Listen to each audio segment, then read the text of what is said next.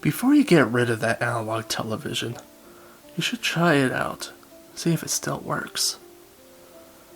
That could mean the difference between donating it to a thrift shop or tossing it into the landfill with everyone else's outmoded gear. It's dusty. Sure, that's only to be expected. How long has it been since you last used the thing? It has to be more than a year, since you finally broke down and got a more modern flat screen TV that was on sale. Clear off the dust, just in case. The last thing you need is to start a fire because you don't want to throw the damn thing into the dumpster just yet. Find a free electrical socket and plug it in. Ah! It made a little twee sound. It always made when the power came back on after a blackout. You're getting nostalgic now, aren't you? The sounds and sights you became so accustomed to, which you've now put aside forever. Remember hooking your game system up to the television? Remember connecting a VCR? Now you just insert a single plug from your DVD player to your current television. But back then, you were actually left to your own wits. Red wire to the red outlet, white to white, yellow to yellow. If that doesn't work, try to find a manual. Ah, the old thing works. Well, it came on, at least. It powered up. That's a good sign. Maybe I'll find a new home with someone less fortunate than yourself. It would be nice if it played something other than static, but for that you need a digital broadcast converter. It's part of the reason you finally upgraded after all. Why buy the converter when you should just get a new television anyway? The old TV still remembers the channels that you programmed into. 3, 4, skipping 5, 6, and so on. The poor thing has always remembered what channels you could get, and has always been waiting for you to come back and watch them. Kind of sad. Hey, what's this? Some faded, barely there picture. An analog broadcast is still going. Isn't that illegal now? Didn't the government push everyone to digital? I don't know about you, but I think it's kind of strange. But seriously, what's this? What is this? Listen in closer, will you? See if you can pick out the shapes of a blizzard of black and white static. Turn it down a bit, though. The hissing sound is very unpleasant. There's a very faint sound coming from the speakers. Through the static, that is some kind of weird mumbling. Though maybe it's just your mind playing tricks on you. You're just hearing things amid the noise a bit.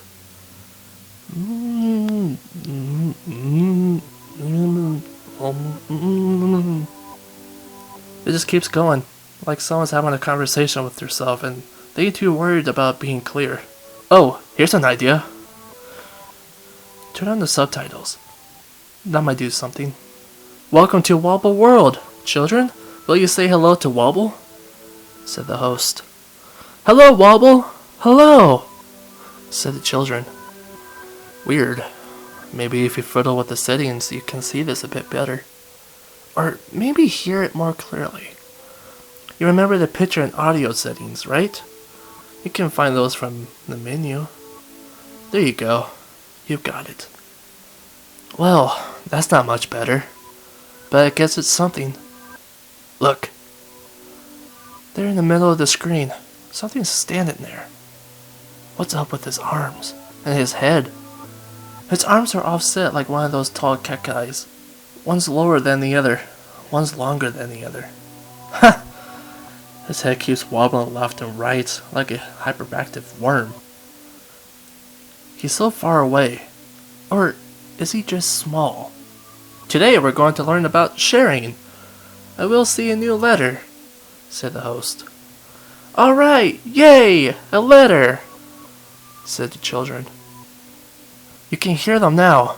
The host fellow sounds like an old man with a British accent. Sort of like Michael Crane, but a bit weaker in the voice. Shakier. The children are just that.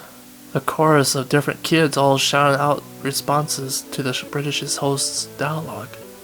They're mostly in unison, but there are a few stragglers who answer late. There's a familiar sight. The letter J is on the screen in large, bold lettering. What letter is this? Do you see it? It has a flat top and curvy bottom. Do you know a letter that has a flat top and curvy bottom? Said the host. J! J! It's a J! Oh, I know it! Said the children. That's right, said the host. He sounds overexcited, like someone intimidating a child. The letter J has a flat top and curvy bottom. I say, you're all very smart indeed, said the host. He pauses. It sounds a bit concerned. Do you know any words that start with J? Said the host. Silence. Come on, said the host. He sounds as if this is very urgent, but is trying to keep calm. He talks through gritted teeth. You can hear it. Does anyone know a word that starts with J? Anyone? Says the host. Without warning, the picture shifts to a misshapen silhouette of an infected white space. It begins wobbling faster, more erratically. Its whole body seems to be twitching and shaking now. I think we're making Wobble upset, says the host. You're probably knitting your brow now. Staring at the screen quizzically, I wouldn't blame you. You know a word that starts with J, right? Wobble takes a step closer to you. Oh dear, says the host. It's kind of hard to believe those kids are taking so long with this. It's not exactly hard to think of jump, or jacket, or juice. Did you just say juice? I think you did, under your breath. Juice! Juice! Juice starts with J, says the children. The image shifts back to the letter J. That's right, juice! My, you're all very clever. Thank you all, says the host. He sounds very happy, relieved. J also stands for justify. Remember, children, you can justify anything you feel like doing. Can you say justify? Said the host. Justify, said the children. Well, glad it's over. It's kind of disconcerting that you thought of the word right before they all said it. But really, how many J words would a little kid know?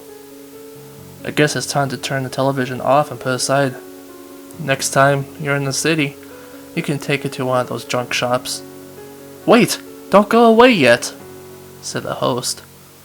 Your finger instinctively withdraws from the power button. What's going to happen with that's so important? Nothing you're terribly interested in, I'm sure. The salute, I guess the Wobble, and this is his world, takes a step closer to the screen. He's shaking more now, and his head is squirming this way, and that with no rhyme or reason. Yeah, don't go, please don't, said the children. Your thumb finds the power button again. Wobble takes a few more quick steps, and the children similarly scream in terror. Alright, okay, that's close enough, Wobble. Stop screaming, children, says the host. He sounds very worried, but he keeps trying to bring his voice back to a receiving place. It's just that, you know how Wobble feels about screaming, says the host.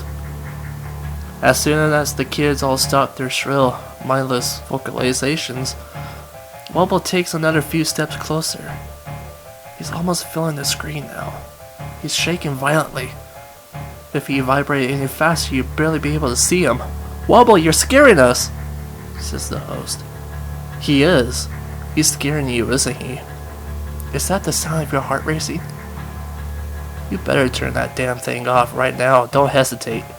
As you click the power button, Wobble races towards the screen. The children scream. The host screams. Thankfully, it's all gone. With a split second, the television set is dark. Quiet. Your reflection in the screen looks a bit disturbing, doesn't it? All the color's gone from your face, and you're shaking. I don't know what that was, but it wasn't right.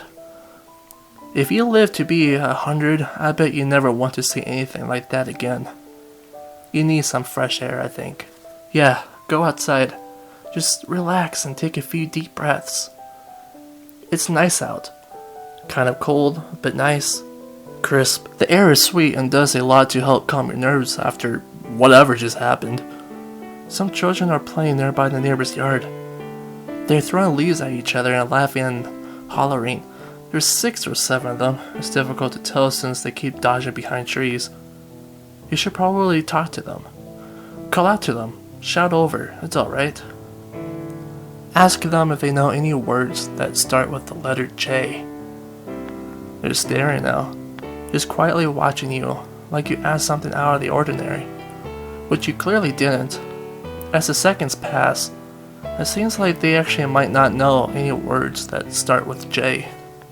That's crazy though. They must know at least one.